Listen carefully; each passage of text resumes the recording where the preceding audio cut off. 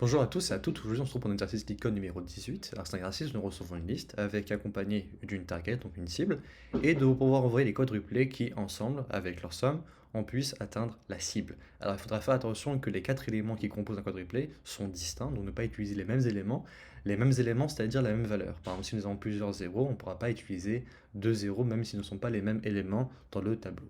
Alors, qu'est-ce qu'il faudra faire? On doit pouvoir essayer toutes les combinaisons possibles pour essayer de trouver tous les quadruplés qui sont égales à la target, donc à la cible.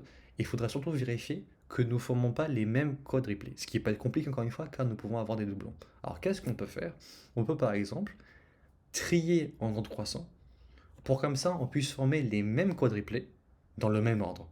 Comme ça, si jamais on a un quadruplé par exemple qui est égal à 1, 2, 3, 4 pour atteindre un certain nombre, on doit pouvoir à chaque fois faire 1, 2, 3, 4 et pas une fois 3, 1, 2, 4. Donc l'idée à chaque fois c'est de trier en ordre croissant.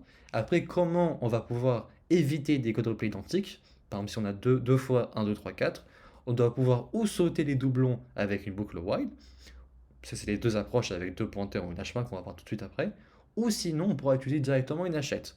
Car une hachette, elle ne fait pas attention à si c'est le même ordre ou pas. Il faut que ce soit exactement le même ordre pour qu'elle empêche les doublons. Donc, combiner le fait de trier avec une hachette ou une boucle while pour éviter les doublons, car les doublons seront juste à poser dans notre liste, ça nous permettra d'avoir des quadruplés uniques.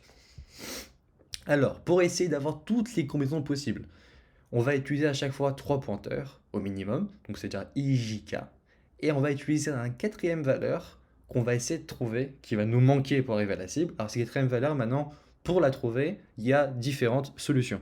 Il y a la solution avec un brute force, donc on va utiliser un autre pointeur tout simplement.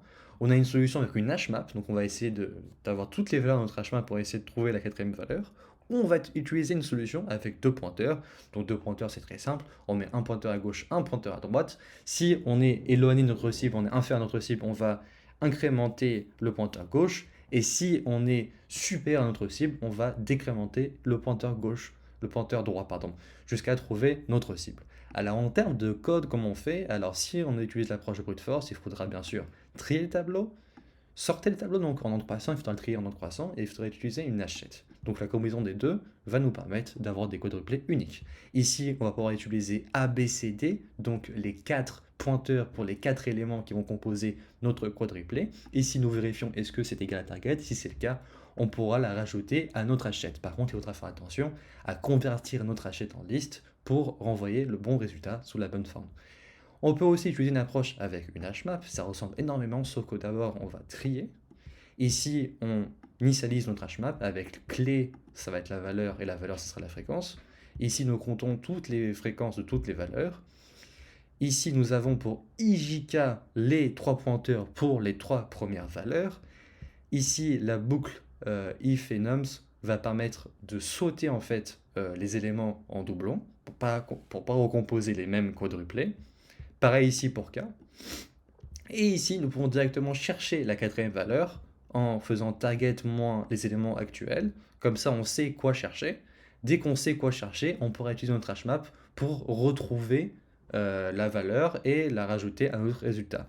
Ici, nous pouvons rétablir la hashmap et rétablir ici la hashmap. Car une fois que nous avons utilisé des éléments, nous devons rétablir.